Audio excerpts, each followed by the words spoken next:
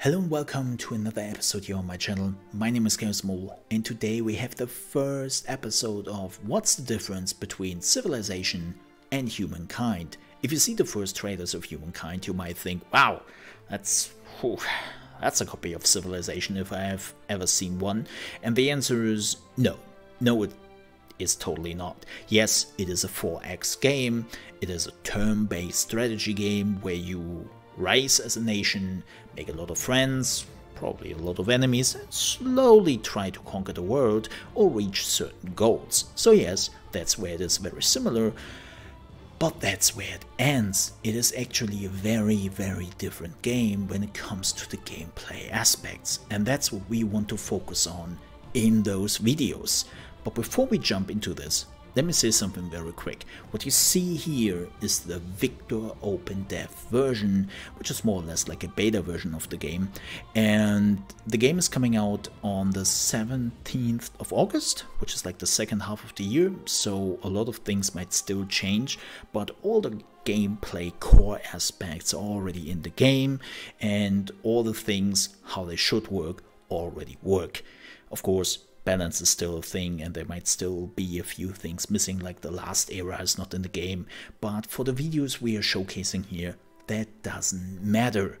So with that said, let's talk about what's the difference between civilizations in Civ and Humankind, the cultures. Now, in Civ, you are in the main menu. You choose one of hundreds of civilizations, and they all have their little quirks, their special units, and they excel in certain things, but that's about it. Like, you made your choice at the beginning of the game, and you will never think about it ever again. Humankind works completely different. So as you can already see here in the main menu, I cannot choose a civilization, or as we say in Humankind, the culture. It's not there, because you don't choose one. You start out as a nomad. And, well, nomads don't really have that much culture yet. They're walking around, looking for food, looking for ways to survive.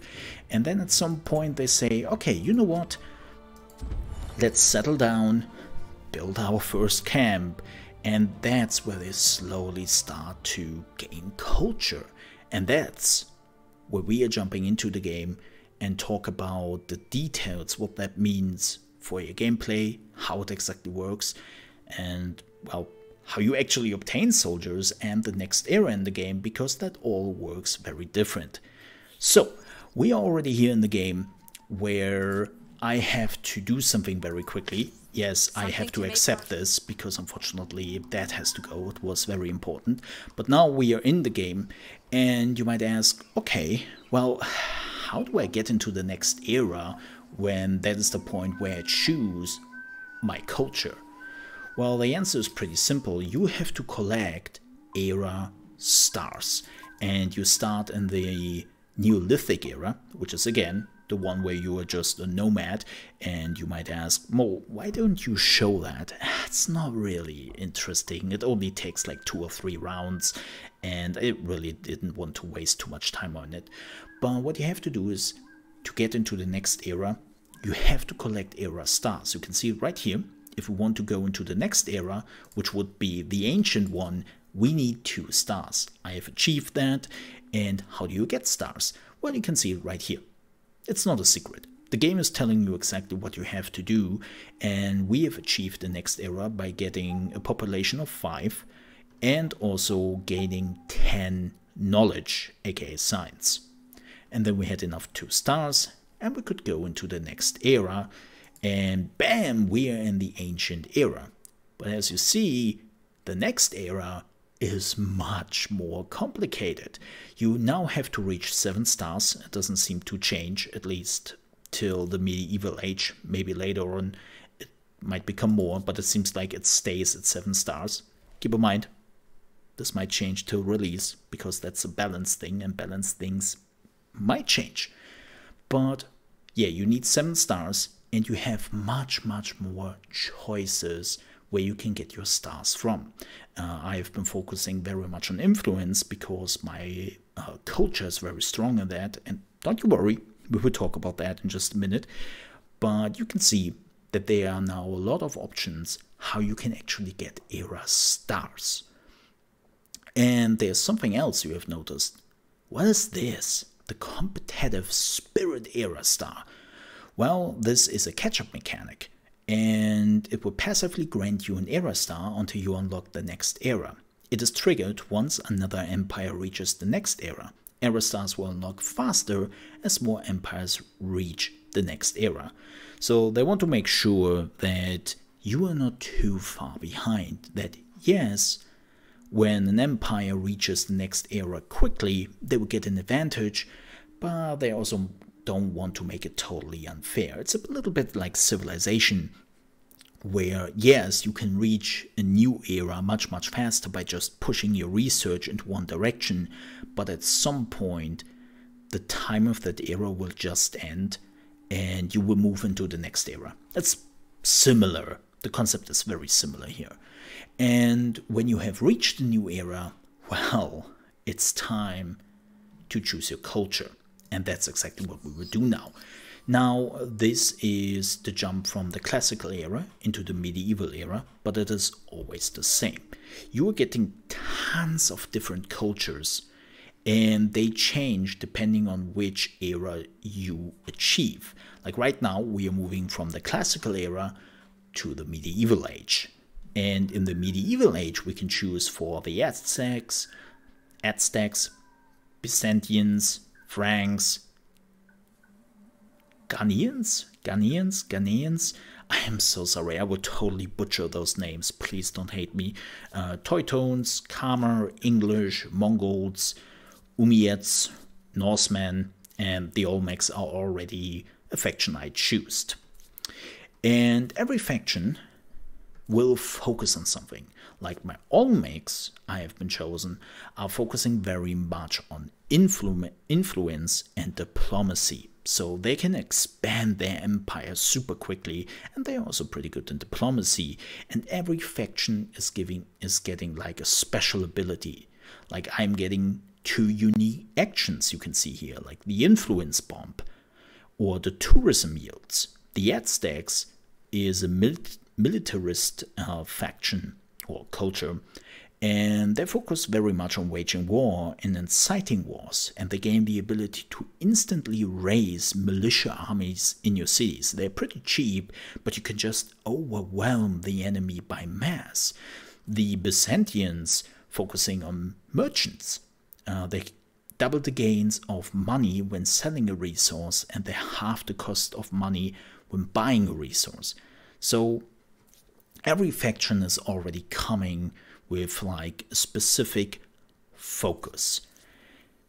And now you might ask, wait a second, why does it say transcend mole? It's a bit complicated. So when I choose my first faction in the good old ancient era, which is the Olmecs, I liked them pretty much.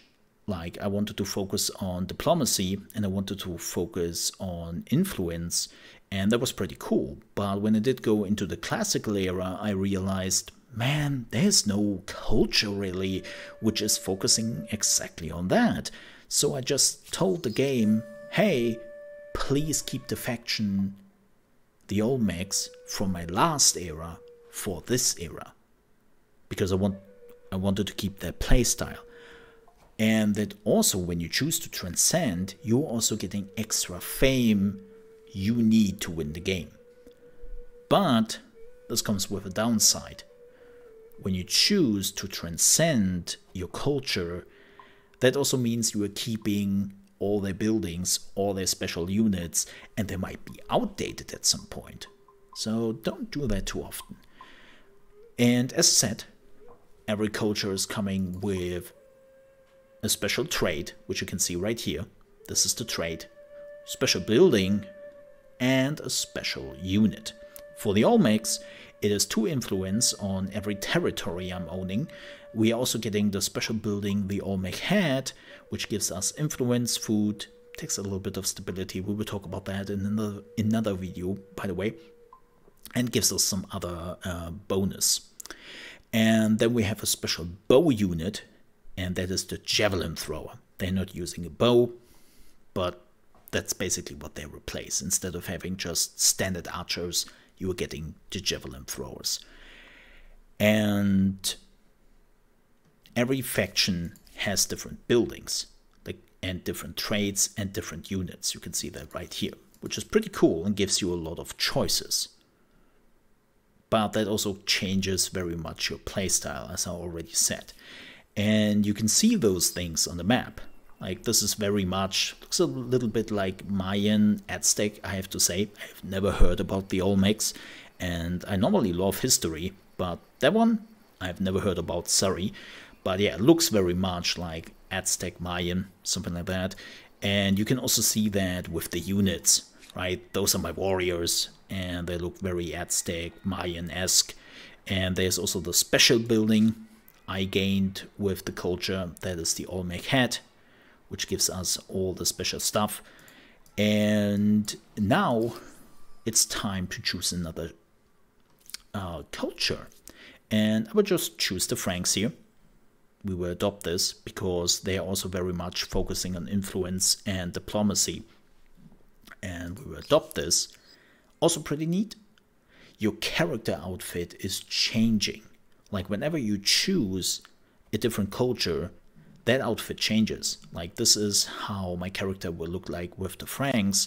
And let's say I'm now choosing the Aztecs. You can see my outfit is changing. Pretty cool, pretty neat. I know, just a small thing. Most people probably don't care. I like it. So we'll go with the Franks. Yoink. We will get a little cutscene. I will skip that cutscene because, well, if you want to see that cutscene, you have to play the game yourself. But let's do that. Let's adopt the culture. Yoink! And you can see everything is now changing. Like, the houses are now more medieval European style. But what hasn't really changed is how my first city looks like. They still look like the Olmecs. And not only that, my warriors are still look like the Olmecs. I still have the special building, and that is the important part here in Humankind. So you're not just replacing your culture, your civilization, you splice multiple cultures together. That's what you're doing. So by the end of the game, you might end up being an Olmec, Frankian, Japanese, American, right? Like, it sounds crazy, but that's exactly what you were doing. So you want to think a little bit ahead and think about, like, the special buildings you maybe want to combine, because you can totally do that. You can build multiple special buildings next to each other so they improve each other. You can totally do that. And that is one of the most important things here in the game. You're choosing multiple cultures. I can show you that, what happens, by the way, when we would go into the next era. We would have the Dutch, the Ming, the Ottomans, the Poles, the Spanish, Indo-Japanese, and they are also coming with all their benefits and traits, special units, and with their special buildings. Like, you can see that right here. And that would mean you would splice those cultures together again. And that gives you tons and tons of options how to play the game different. It's not like Civilization, where you really just choose a civilization at the beginning and then you will never think about it ever again. And that's the first big difference between Humankind and Civilization. Thank you so much for watching this video. If you enjoyed it, please don't forget to like. And if you're new to the channel, you want to see more Humankind videos, you want to see reaction videos and many more games coming to the channel, I would appreciate if you might consider to subscribe to the channel. I appreciate that. And if you ever want to see me playing games live, you can do that on Monday to Friday at 9 AM ET, which is 2 PM UK time and 3 PM Central European time on trovo.live/ChaosMole. That's where I stream. And we are also streaming Humankind. I very much enjoy it. So again, thank you so much for watching. Stay safe. I see you next time.